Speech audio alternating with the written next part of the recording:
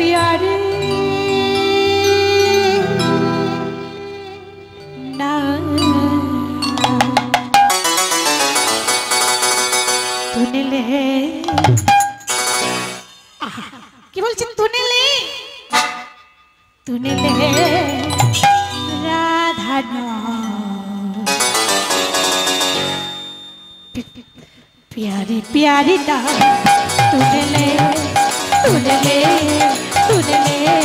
राधा प्यारी प्यारी ना तूने ले राधा ना प्यारी प्यारी ना तूने ले राधा ना मेरा प्यारी प्यारी ना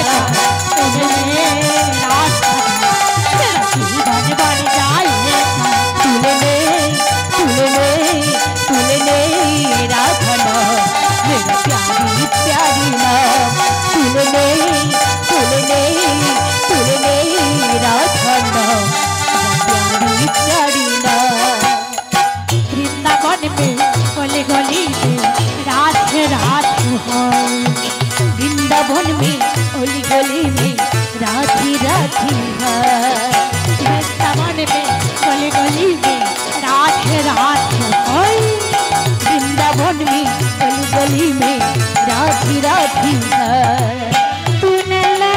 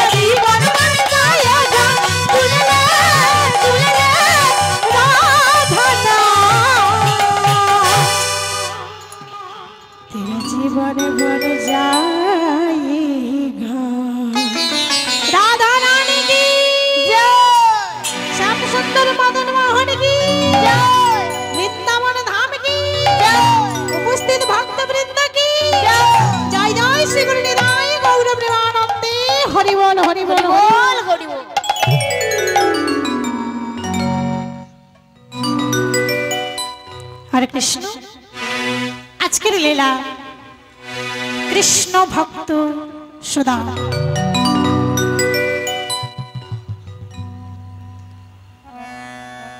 काशीधामेर काछे अवस्थित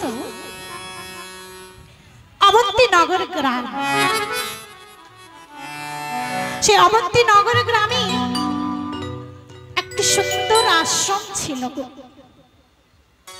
से आश्रमेर बासिंदा छिलेन शांतिपुनी मुनि कि सुंदर आश्रम ওই আশ্রমে যে একবার যায় তার মনখানে পবিত্র হয়ে যায় তাই ওই আশ্রমে বৃন্দাবনের রাজা শ্রী নন্দ মহারাজের দুই পুত্র কৃষ্ণ এবং বলরাম ওই দুইজন পুত্র করবার জন্য, উপযুক্ত শিক্ষা দান করাবার জন্য মহারাজ করেছিলেন কি ওই আশ্রমে উপযুক্ত শিক্ষার জন্য এইখানে নিযুক্ত করেছে। কিন্তু ভগবান শ্রীকৃষ্ণ, যিনি ঈশ্বরের ঈশ্বর পরম কৃষ্ণ সচ্চিদানন্দ বিগ্রহ, অনাদির আদি প্রাণ গোবিন্দ, সর্বকারণের কারণম, যিনি সচ্চিদ আনন্দ, যার মধ্যে তিনটি জিনিস বিরাজ করছে, যিনি জগতের পিতা,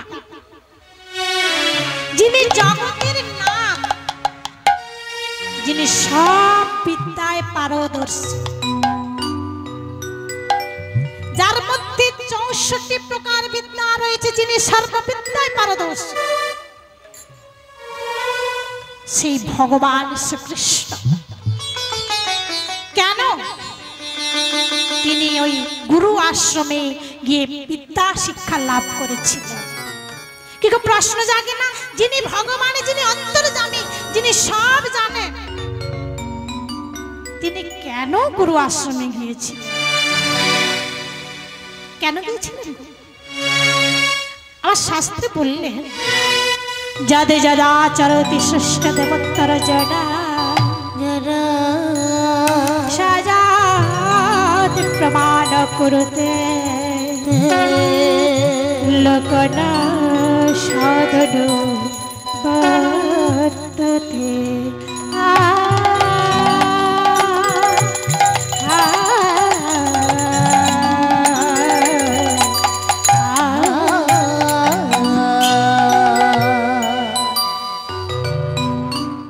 শাস্ত্র কি বললেন? যদ যদাচরতি শ্রেষ্ঠ দেবোত্তর জনা সযৎ প্রমাণ কুরুতে লোক সদনুবর্ততে। আমরা কি করে থাকি? সমাজের শ্রেষ্ঠপতি যিনি হন তাকে শ্রেষ্ঠ বলে আমরা মেনে নিয়েছি। গ্রামের প্রধানকে আমরা শ্রেষ্ঠ বলি,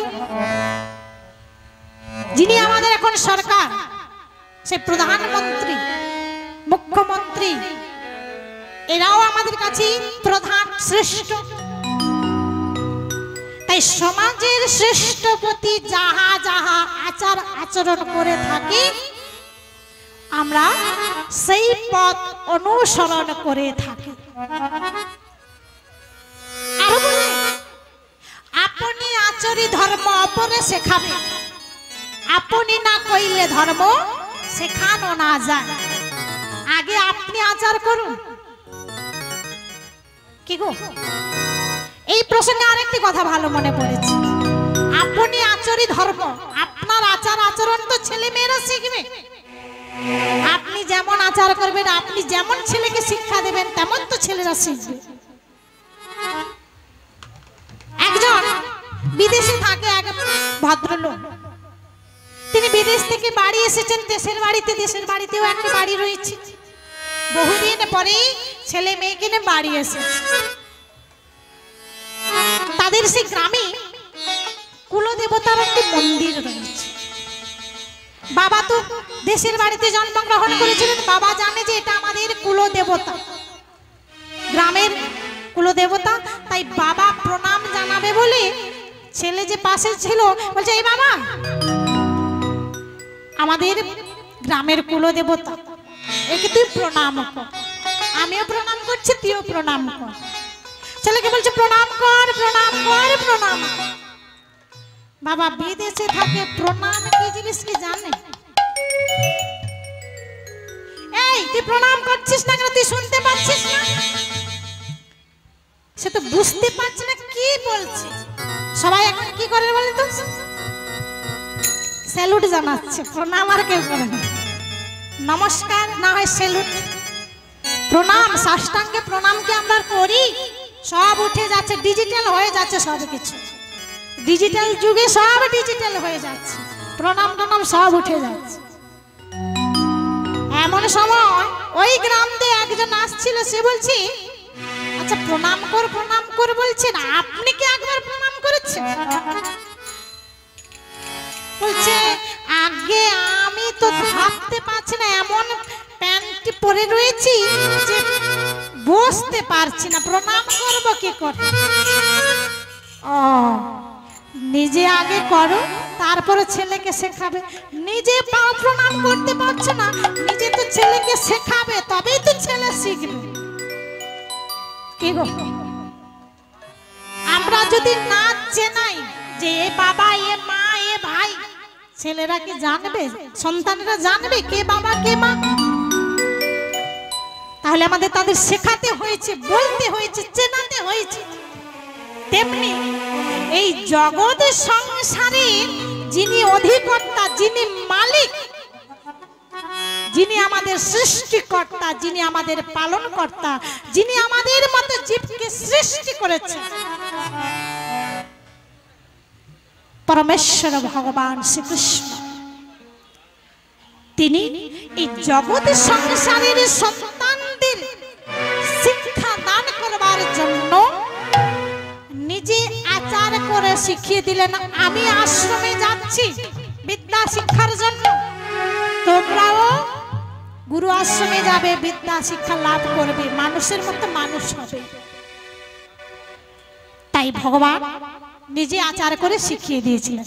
তবে ওই আশ্রমে শুধু কৃষ্ণ বলরাম ছিলেন, আরো অনেকে ছিলেন। তাদের মধ্যে ছিলেন উপপন্ন, আরণী, কৃষ্ণ বলরাম, আরো অনেক শিষ্যরা ছিল।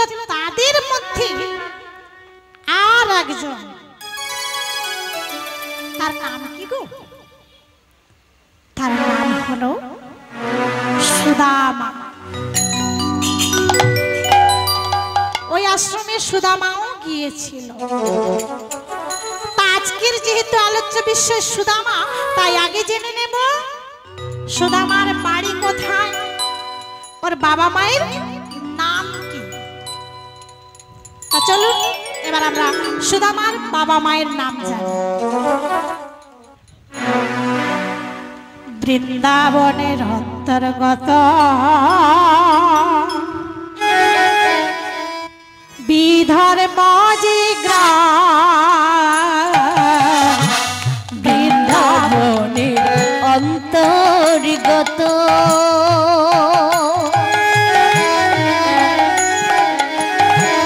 বিদর্ভ যে গ্রাম, বৃন্দাবন অন্তর্গত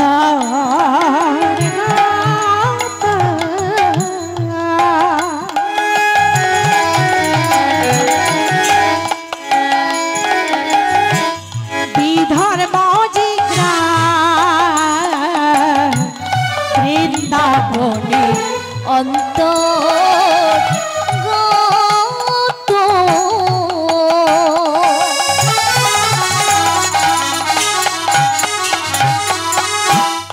বিদর্ভ যে গ্রাম, পিতার নাম মাধব মিশ্র, সুদামা জানা।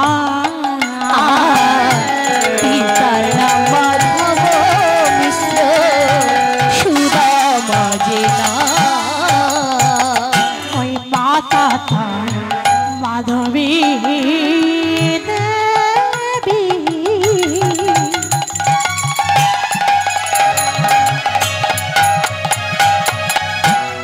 অতি ভক্তিমতী, মাতা তারে মাধবী দেবী, অতি ভক্তিমতী। আর কৃষ্ণ চিন্তা করেন সদাই, কৃষ্ণ পদের দিয়া। কৃষ্ণ চিন্তা করেন সদাই, কৃষ্ণ পদে মতি। এই জনমিল জনমিল সে জনমিল জনমিল জনমিল জনমিল সে জন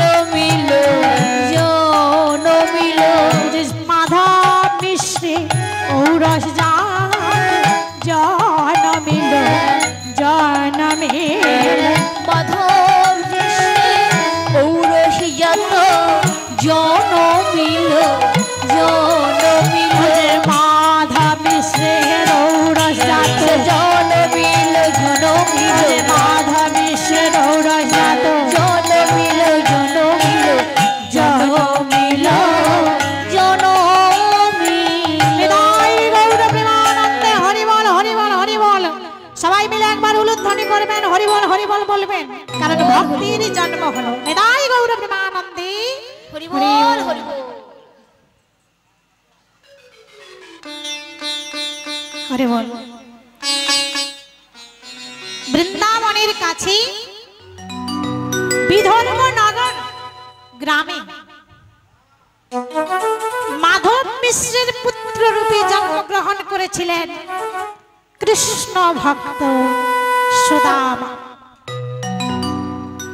মায়ের নাম ছিল মাধবী দেবী, তবে মতান্তরে অনেকে বলে মটুক ব্রাহ্মণ, আর মায়ের নামকে বলে রচনা দেবী। তবে একজনের অনেক নাম থাকে, যে যেভাবে সিদ্ধান্ত দেখেছে। যাই হোক, সেই মাধবাচার্য এবং মাধবী দেবীর ঔরসে সুদামা জন্মগ্রহণ করবার পর কিছুকাল গত হয়ে যাওয়ার পর দরিদ্র সংসার, দিন দুঃখীর পরিবার, মাধবাচার্য এতই দরিদ্র, মাধবী করে নিয়ে সে যা কিছু পায় তাই নিয়ে জীবিকা নির্বাহ করে। তাই একদিন বাড়িতে চাল ডাল কিছুই নাই, মাধবাচার্য ভিক্ষায় বের হয়েছে আর বলছে, প্রভু তুমি কি বলতে পারো, আমি তো তোমার নাম করি, আমি তো তোমার গান করি, আমি তোমার ভজন সাধন করি, কিন্তু প্রভু আমার এত কষ্ট, আমার এত দারিদ্র, আমার যে আর সহ্য হয় না। বলো না প্রভু, বলো না, বলো না, আর কত এইভাবে আমাকে কষ্ট, জ্বালা, যন্ত্রণা সহ্য করতে হবে। বলো না প্রভু, বলো না, বলো না। প্রভুকে এইভাবে ডাকে আর মাধবী করতে গেছে, এর দাঁড়িয়ে ওর দাঁড়িয়ে মাধবী করে বেড়াচ্ছে, আর ভগবানকে বলছে, ও গো ভগবান,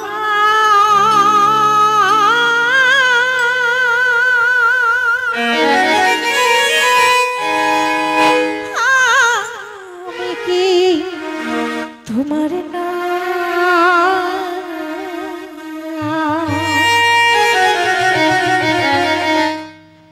কেন এত ব্যথা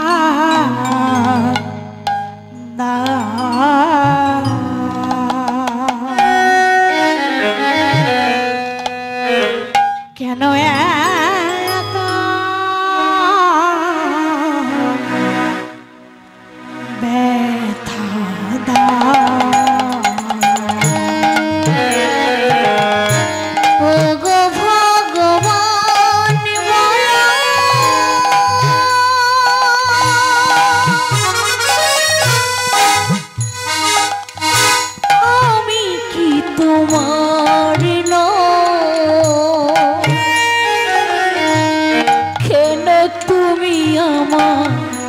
ব্যথা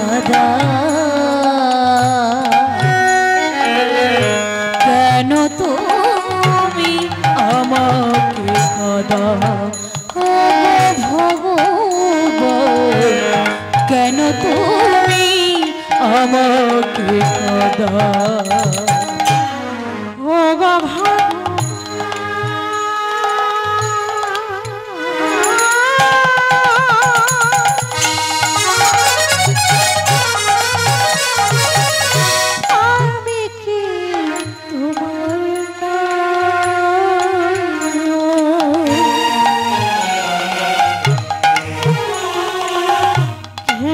তুমি আমাকে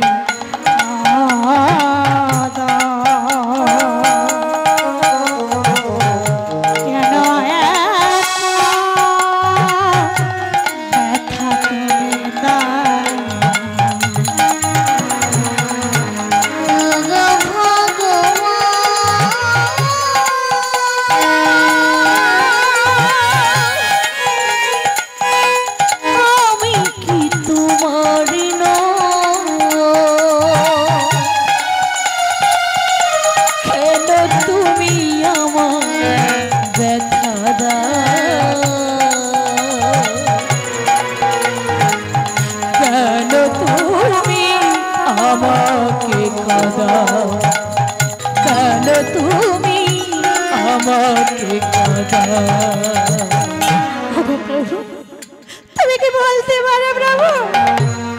আমি কোনই জানাবে কি ভুল করেছিলাম, যার জন্য এত দুঃখ, এত কষ্ট, এত কোন জন্মে কি পেয়েছি, কোন জন্মে কি পেয়েছি, কেন তুমি আমাকে কাঁদো, কেন তুমি আমাকে কাঁদো, ও ভগবান গৌরাঙ্গ হরি বল।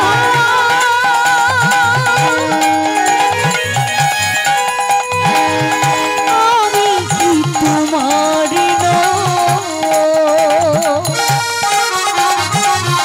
কেন তুমি আমাকে কাঁদা,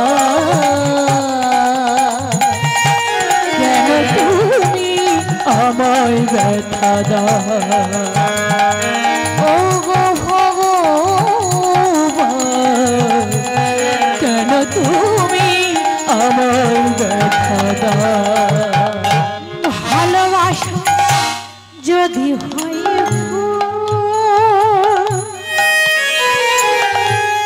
হারাতে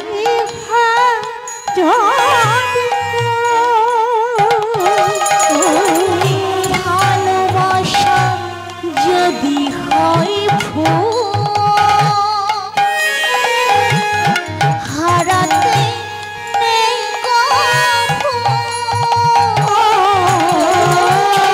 ভালোবাসা যদি হয় হারাতে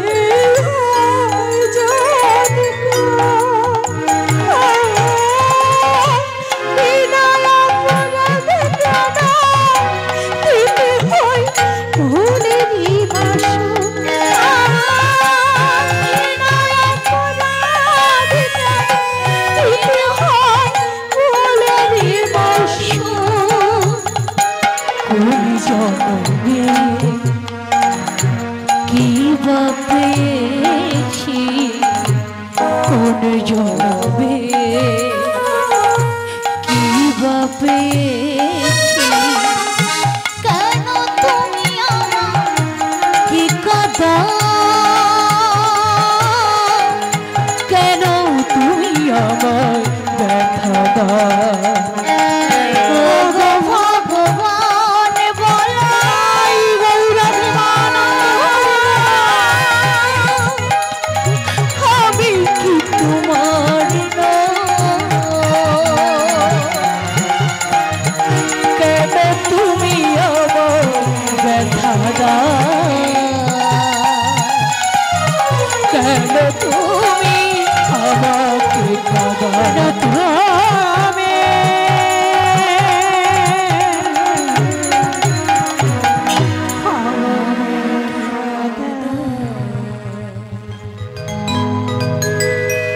এইভাবে নগরী নগরী ভিক্ষা করি যা কিছু পায়, চাল ডাল সবজি, সেগুলি নিয়ে এসে জীবিকা নির্বাহ করে। কিন্তু হয়েছে কি, সুদামার বয়স যখন 5 বছর হলো, সেই সময় পিতৃবিয়োগ হয়ে গেল।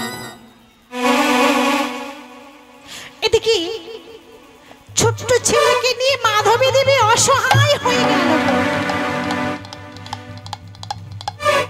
কারণ যদি মা না থাকে, ছেলে কিন্তু মানুষের মতো মানুষ হয়। কিন্তু কারোর যদি বাবা না থাকে, মা কিন্তু ছেলেটিকে আঁকড়ে ধরে মানুষের মতো মানুষ করবার চেষ্টা করে। তাই পিতৃহারা ছেলেকে নিয়ে কোনোভাবেই জীবনে যাপন করছিল। কিন্তু এত দারিদ্রতা, এত দুঃখের সংসার, সে কাঙালিনী হয়ে কি করবে? ছেলেকে কি করে মানুষ করবে? তাই স্বামীর কাজ ধরে দিল। স্বামী যেভাবে মাধুকরী করে নিয়ে এসে সংসার চালাতো, মাধবী দেবীও সে ভিক্ষার ঝোলাটা এ বাড়ি ও বাড়ি গিয়ে ভিক্ষা করে নিয়ে এসে যা কিছু চাল ডাল সবজি পায় সেগুলি নিয়ে এসে তাদের বাড়ির আরাধ্য দেবতা নারায়ণ শিলা বিগ্রহকে প্রতিদিন সেবা দেয়। তা আজকেও মাধবী দেবী রন্ধন সমাপন করে তাদের বাড়ির সেই দেবতাকে, আরাধ্য দেবতাকে সেবা দিচ্ছে। আরে বলছে প্রভু দয়াময়, তোমায় সবাই দয়াময় বলে ডাকে, তুমি নাকি দয়াময়, তুমি নাকি কৃপাময়, তুমি অন্তরে যাবি ভগবান। কিন্তু বলতে পারো প্রভু, আমাদের দুঃখ কষ্ট কবে শেষ হবে বলতে পারো প্রভু? আমি এই ছোট্ট ছেলেটিকে নিয়ে এখন কি করব? ওর বাবাকে যে কথা দিয়েছি মানুষের মতো মানুষ করব, কিন্তু আমি তো চেষ্টা চালিয়ে যাচ্ছি, কোনো তো ত্রুটি রাখিনি। কিন্তু প্রভু জানি না কবে সেই সুদিন আসবে, আমি জানি না, কিন্তু তবু আমি কোনো ভুল ত্রুটি করব না। তাই এইভাবে প্রতিদিন প্রভুর সেবা দেয় এবং সেই সেবার প্রসাদ, সেই নৈবেদ্য প্রসাদ তারা প্রতিদিন সেবা করে। তা আজকেও প্রভুকে সেবা দেওয়ার পর প্রণামে জানাচ্ছে মাধবী দেবী। আর কি বলছে জানো? হে গোবিন্দ হে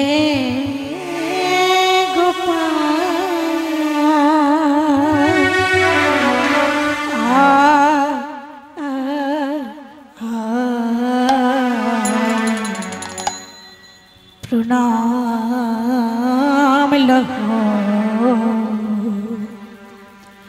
তব চরণে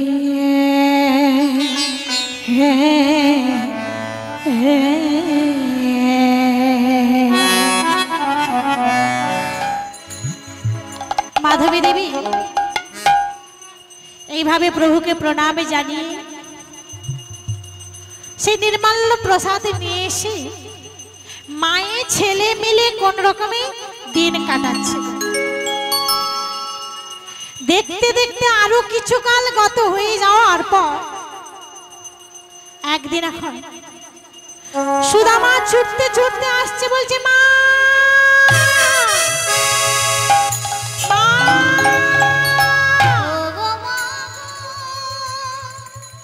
মা মা বলতে বলতে ছুটতে ছুটতে আসছে। আর এদিকে মাধবী দেবী বলছে, কি হলো রে খোকা, এমন ভাবে দৌড়ে দৌড়ে আসছিস কেন, কি হয়েছে? সুদামা মা মা মা বলতে বলতে মায়ের কাছে সে মায়ের গলাটা জড়িয়ে ধরছে, বলছে মা গো জানো আমি কেন ছুটতে ছুটতে আসছি জানো? কি হয়েছে? আরে কি হয়েছে বল না। আচ্ছা মা, আমি তো ব্রাহ্মণ ঘরের সন্তান, তা মা ব্রাহ্মণের কাজ কি? ব্রাহ্মণের আর কি কাজ? পূজা অর্চনা বেদ পাঠ এইসব করা। মা গো আমি তো ব্রাহ্মণের সন্তান, তা জানো মা মানুষের মতো মানুষ হতে গেলে বিদ্যা শিক্ষা লাভ করতে হবে। তা তা মা জানো, আমি যদি বিদ্যা শিক্ষা না লাভ করি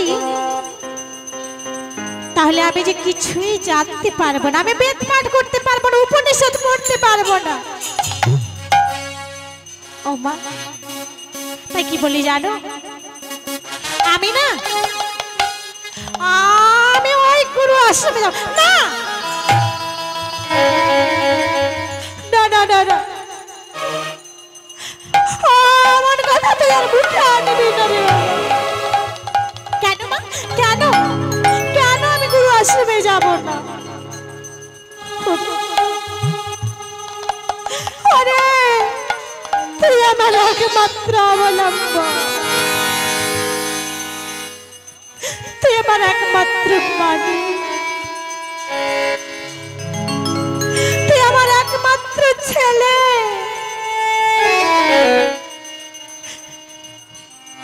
তোর বাবা চলে যাওয়ার পরে তোকে ধরেই তো আমি বেঁচে আছি। তুইও যদি আমাকে ছেড়ে চলে যাস আমি কি নিয়ে থাকবো? আমি কার সঙ্গে থাকবো? আমি কাকে নিয়ে সংসার করবো বলতে পারিস?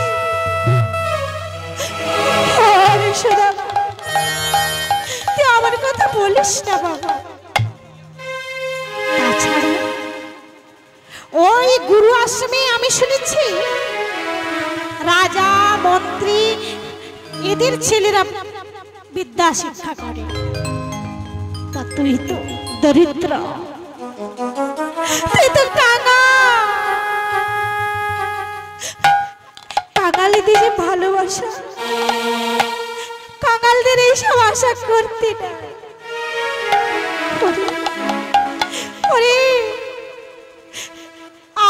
আমাদের মনে আশা জাগাতে নেই আমরা যে দুঃখী, আমরা যে দরিদ্র, আমরা যে ভিখারি।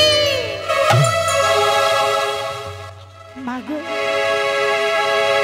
তুমি যাই বলো না কেন আমি তোমার কোনো কথা শুনবো না। কেন জানো, জীব শ্রেষ্ঠ মনুষ্য দেহ ধারণ করেছে, জীব শ্রেষ্ঠ। জীবকে শ্রেষ্ঠ বললেন কেন? মানুষকে শ্রেষ্ঠ বললেন কেন? কি গো, জীব শ্রেষ্ঠ, মানুষ মানুষ শ্রেষ্ঠ কেন? পশুরাও তো শ্রেষ্ঠ হতে পারত, কিন্তু মানুষকে শ্রেষ্ঠ করেছেন কেন? কারণ মানুষকে ভগবান এমন একটা জিনিস দান করেছে যেটা অন্যান্য পশু পাখিদের মধ্যে সেই জিনিসটা নাই। সেটা কি না, ভগবান বললেন আমাকে চেনবার জন্য, আমাকে জানবার জন্য, আমাকে ভজন সাধন করবার জন্য একমাত্র মানুষকে আমি সেই জ্ঞানটা দান করেছি। কি জ্ঞান? ওই যে মনুষ্য দেহে দিব্য জ্ঞান দেখি সন্তোষ ভগবান। মনুষ্য দেখি জ্ঞান দেখি সন্তোষ ভগবান। মনুষ্য সত্যজন ওই দেখি সন্তোষ ভগবান। কি বললেন? মনুষ্য দেহে দিব্য জ্ঞান, যে জ্ঞানের দ্বারা ভগবান সন্তুষ্ট হয়ে যায়। তা আমাদের মধ্যে কি এমন জ্ঞান আছে যেটা অন্যান্য জীবের মধ্যে নাই? না, আত্মজ্ঞান, দিব্য জ্ঞান। মানুষ পশুর মধ্যে কি পার্থক্য আছে যার জন্য আমরাই শুধু ভগবানের সেবা পূজা দিতে পারি কিন্তু পশুরা দিতে পারে না? বলছে হ্যাঁ,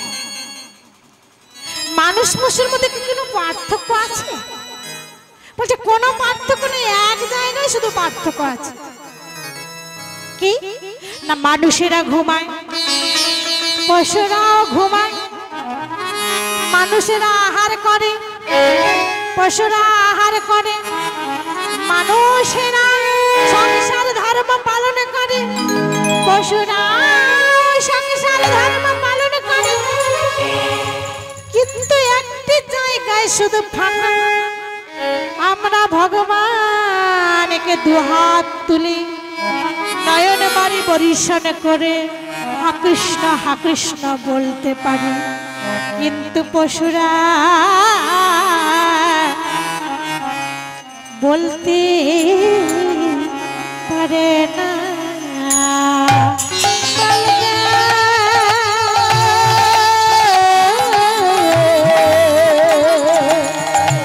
পশুরা বলতে পারে না। তাহলে এই জায়গায় পার্থক্য রয়েছে। আমরা নয়ন বাড়ি পরিশ্রম করতে পারি, হাত দিয়ে ভগবানের সেবা পূজা দিতে পারি, কিন্তু পশু পাখিরা ভগবানের সেবা পূজা দিতে পারে না। তাছাড়াও আমাদের মধ্যে যে জ্ঞান আছে, যে জ্ঞানটাকে আমরা কাজে লাগাই, ভগবানের সেবা পূজা দিই, ভগবানকে জানতে পারি, ভগবানকে চিনতে পারি, তার নাম গান করতে পারি, কিন্তু পশুরা পারে না।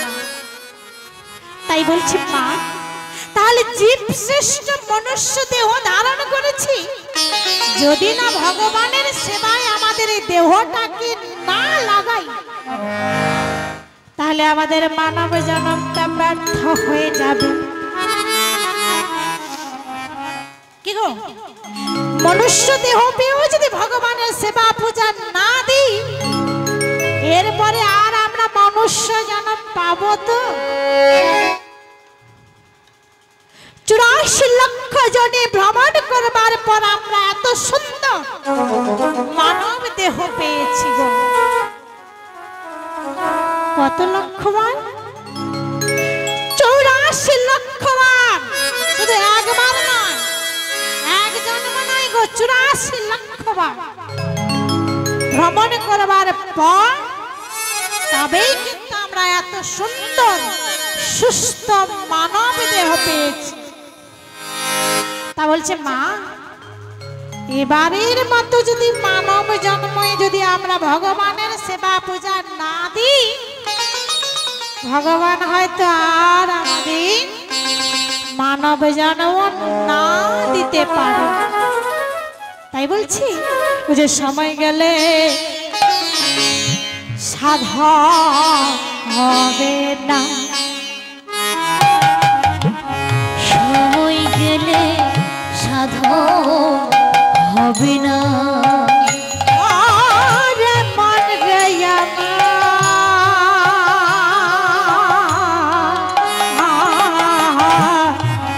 সময় গেলে সাধন হবে না।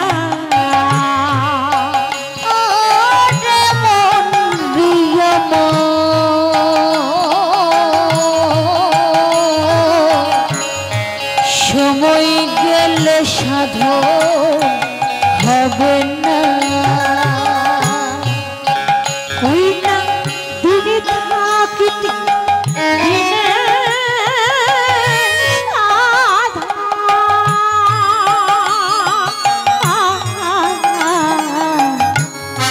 সাধন করলি না,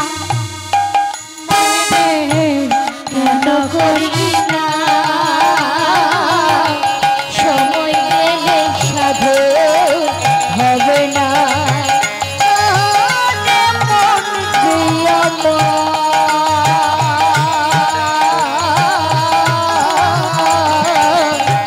সময় গেলে সাধন হবে না।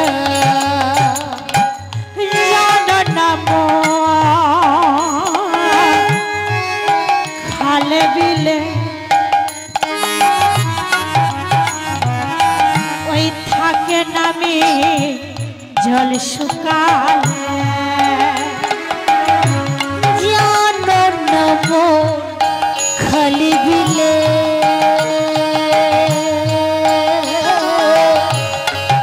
থাকে না মন জল শুকালে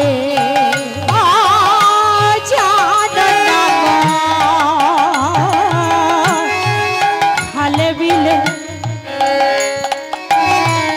থাকে না মে জল শুকালে আর কি হবে তাতে বাধা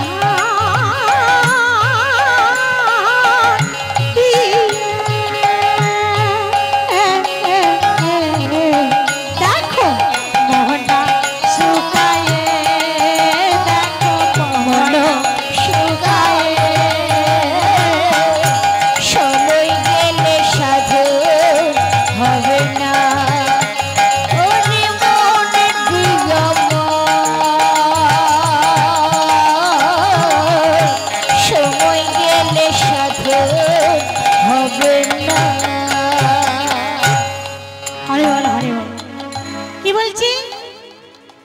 দেহটা এত সুন্দর দেহটা পেয়েছি ভগবানের কৃপাতে যদি না ভগবানের সেবা পূজায় আমাদের দেহটাকে না লাগাই তাহলে মানব জন্মটা যে ব্যর্থ হয়ে যাবে তা কোন সময়ের কথা বলেছে গো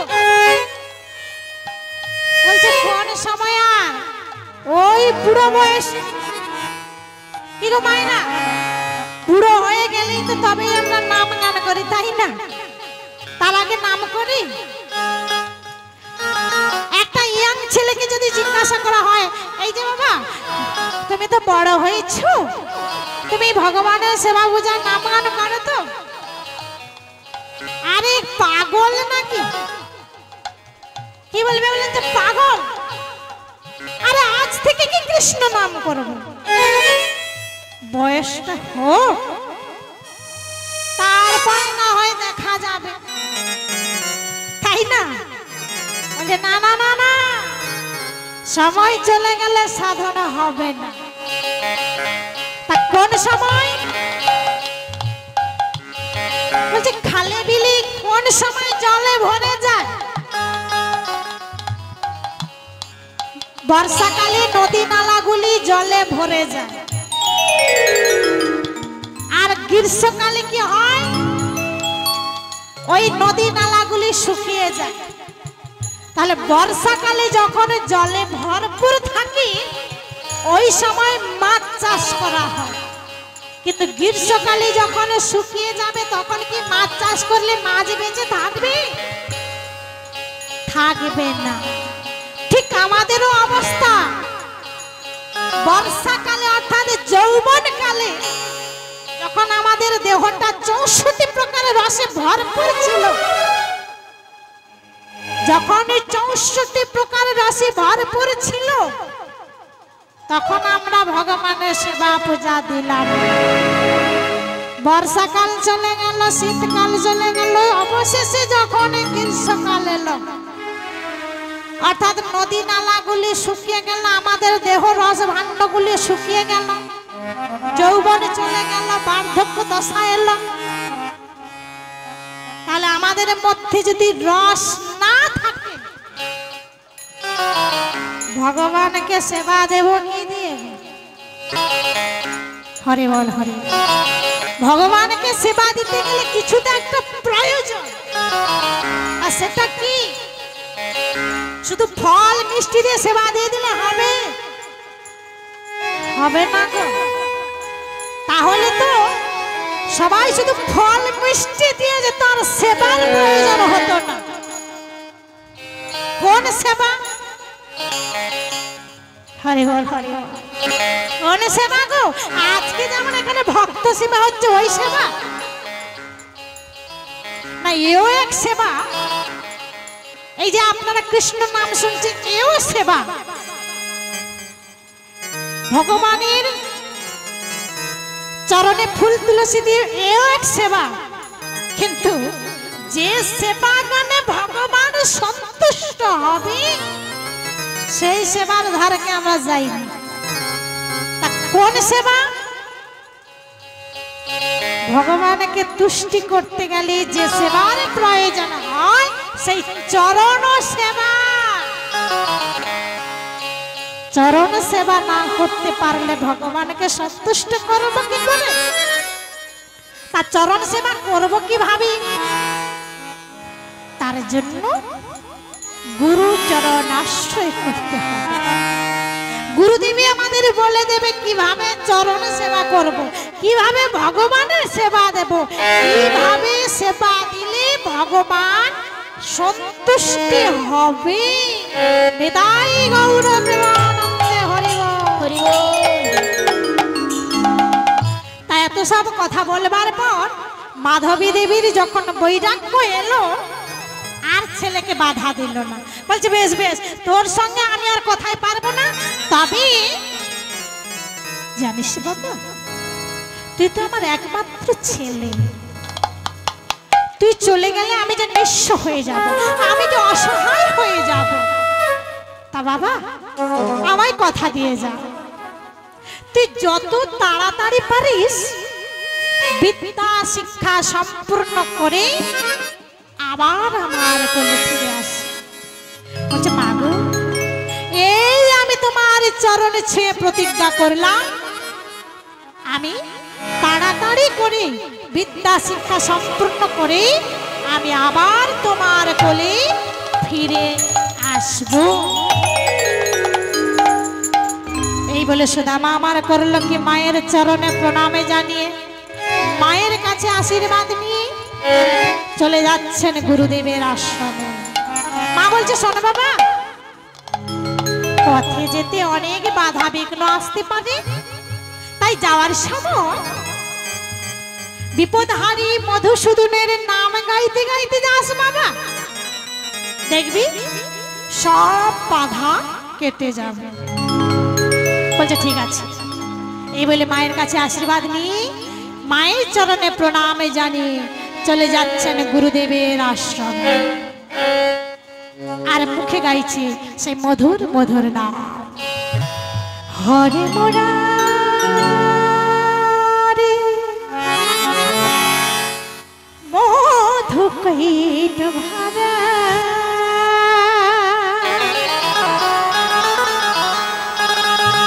গোপাল গোবিন্দ মুকুন্দ সুরে,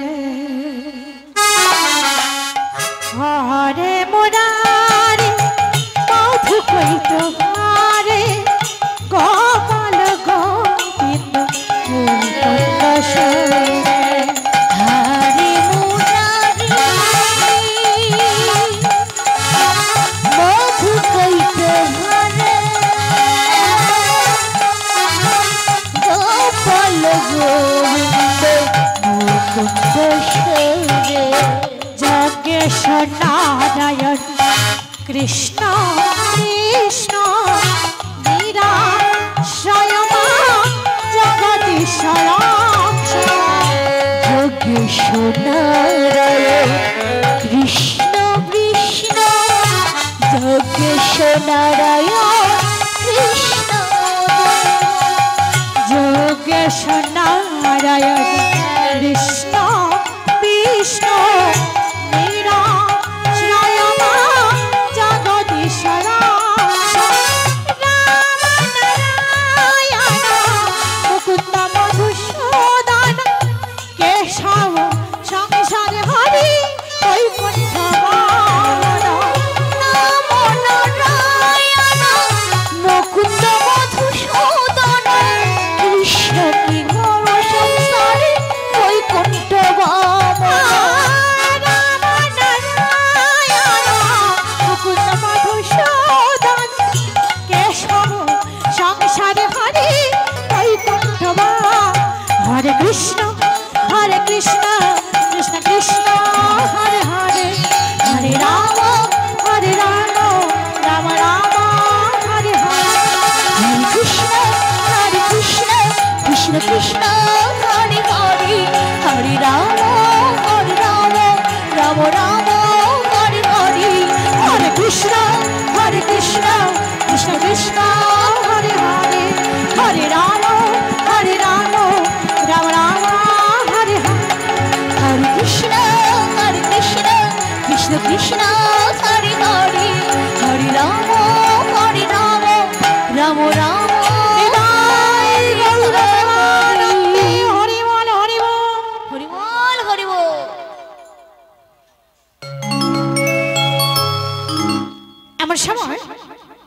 সুদামা তো নামে গাইতে গাইতে আশ্রমে চলে এলো, কিন্তু অচেনা জায়গা, চেনা নাই জানা নাই।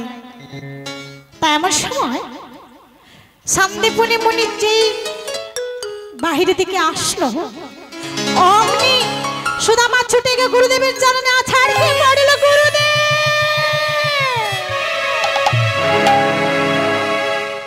গুরুদেব গুরুদেব বলে চরণটা জড়িয়ে ধরেছে। এমন সে বলছে, গুরুদেব গুরুদেব আমায় ক্ষমা করবেন, আমায় ক্ষমা করবেন। একই একই চেনা নাই জানা নাই অচেনা মালক আমার পা জড়িয়ে ধরেছে কেন? কে তুমি, কে তুমি? এমন সবাই সুদামা বলছে, গুরুদেব তোমার চরণ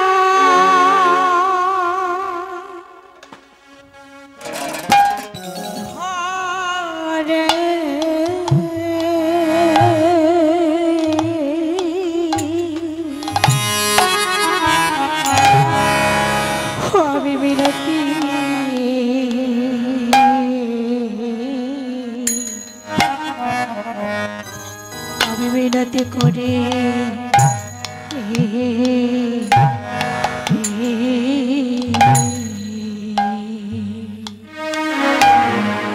আমি চরণ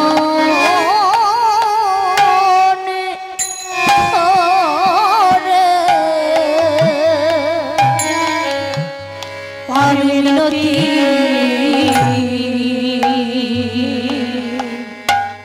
মিনতি করি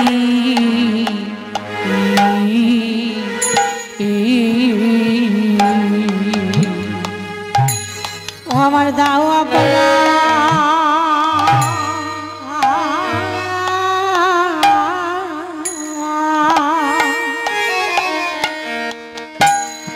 ক্ষমা ক্ষমা করি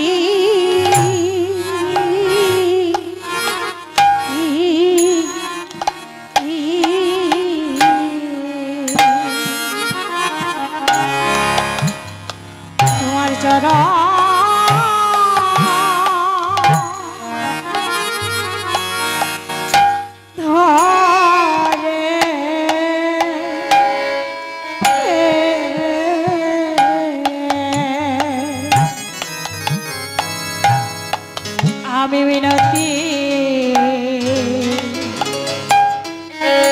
আমি মিনতি করি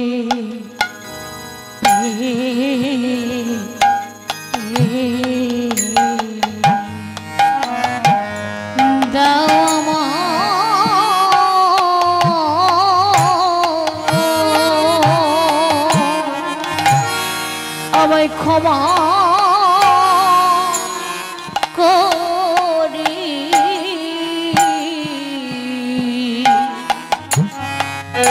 চরণ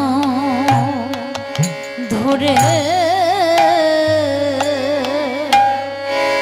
ধরে মিনতি মিনতি করি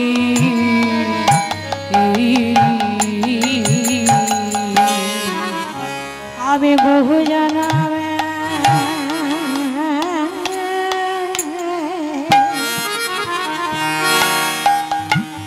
আমি বহু জনমে বহু জনমে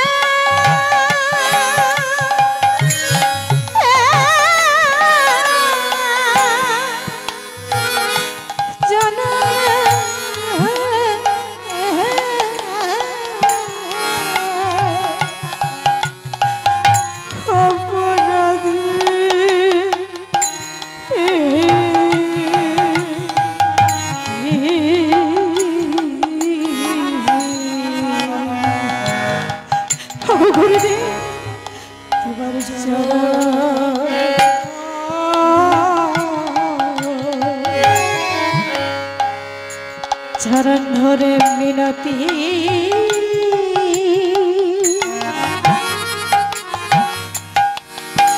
মিনতি করি